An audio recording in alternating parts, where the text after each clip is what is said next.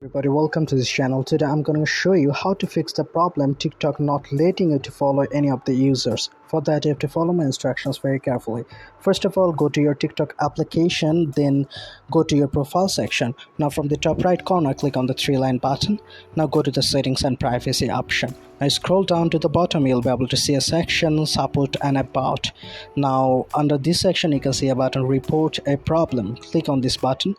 Now under this section, there will be many options, but you have to go to the search bar and search for can't follow.